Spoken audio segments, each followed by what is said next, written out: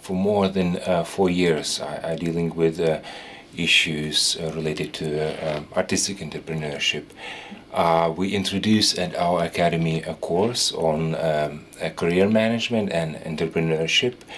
So it's my topic. I'm very interested in it, and now I'm also discovering how can I contribute to the project, and also not only deepen my own knowledge, but also sharing my own knowledge with others.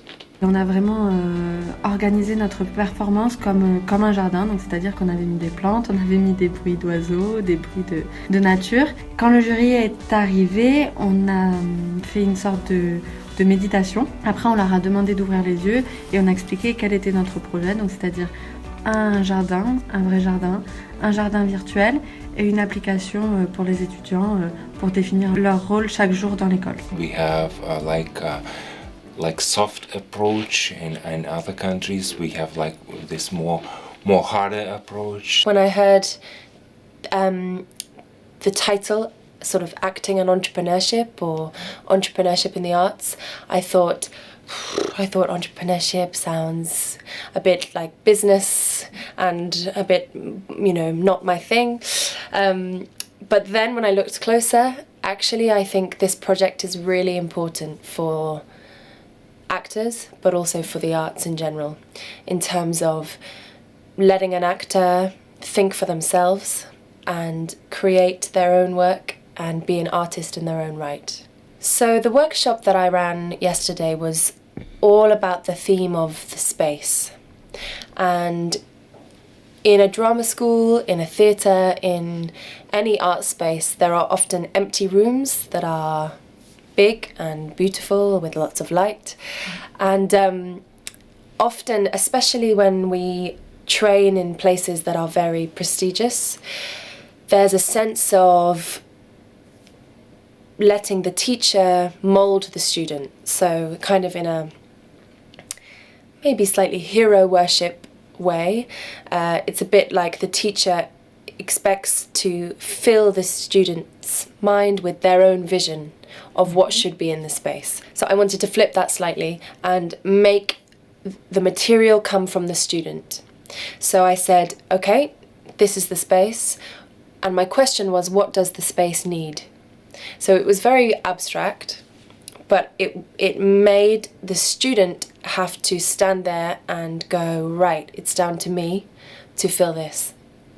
I'm not waiting to be told what to do.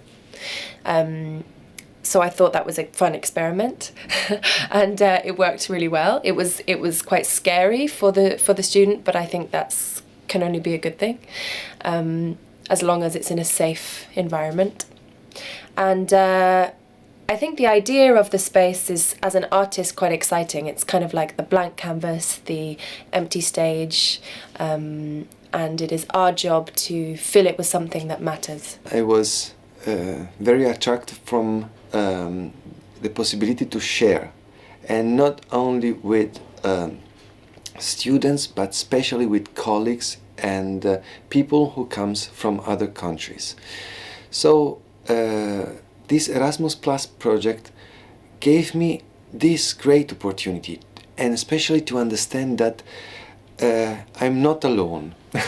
I'm sharing something, because also in other countries we feel that the school has to improve, has to increase their own tools, and has also to develop new methods, new formats, new kind of exchanging. In Erasmus Plus, particularly, there was this special and strange word, entrepreneurship, and since the beginning we were scared about this word, but now when we had the opportunity to deconstruct this word and this meaning and build up another meaning close to our feelings and to the reality, now everything changed, of course, and that happened in the last meetings we had this year. in German you could, for example, say ein Unternehmer is an entrepreneur, but to do something with friends is etwas unternehmen oder eine Unternehmung. So you can actually use these words in German as well, whereas on the one hand it sounds capitalistic and really into business, and on the other hand it sounds like having fun with your friends and starting an enterprise. So I think that this division is necessary, especially for people who are not really into business. And I think if you want to stay with artistic entrepreneurship, then it has to be creating the world in an artistic way. So it goes more into the whole term of oser, daring something, starting and creating, being active. The workshop I did yesterday was called Chill, Think, Do, because I think, and the subtitle was exercises on a critical mindset and proactiveness. So that's the two qualities I was focusing on. And I called it Chill, Think, Do because I think that the first thing we really need is time. So people breathe a bit and then actually good thoughts are coming and then we feel like actually doing something. So the workshop started with first relaxing people and then getting into an idea of how to look at things or topics or opinions from a lot of different points of view, in order to kind of get a whole overview, because I think this is important for entrepreneurship or for starting something, that you look at a thing from different angles. And then the second thing is what I obviously said beforehand, to start to be active. And I sometimes feel like, especially in theatre arts, there's a lot of waiting for the perfect phone call of this great grand theatre or Hollywood to call you, and what is actually the opposite. So where can we start to do something? I think that we are always preventing ourselves of surprises, of being wondered by things, because surprises are in a sense scary, or in the sense that they are unexpected. So the ability to the ability to permit yourself to be wondered by something as simple as the fact that you say, for instance, oh, no, I don't write. And suddenly you write something that you, how could it be possible? How could I even imagine this in 5 minutes? It's really weird, right? And surprises are, in this sense, wonder and being surprised is a proof that you actually thought about something, because a surprise is a thought that you have now about a thought that you have before, and you say, and then you realize that you are actually thinking about the world.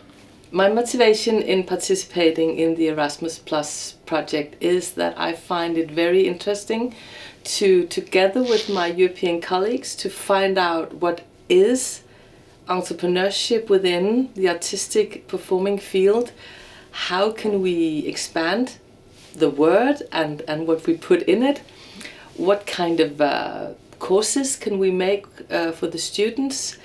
How can we help each other, being in schools in Europe at the moment where things are tough, but that it's still interesting to, within entrepreneurship, to in these years to help each other instead of separate things and do it in France and Denmark and Germany. So my motivation is really this connection between countries and persons and heads and thoughts and hearts.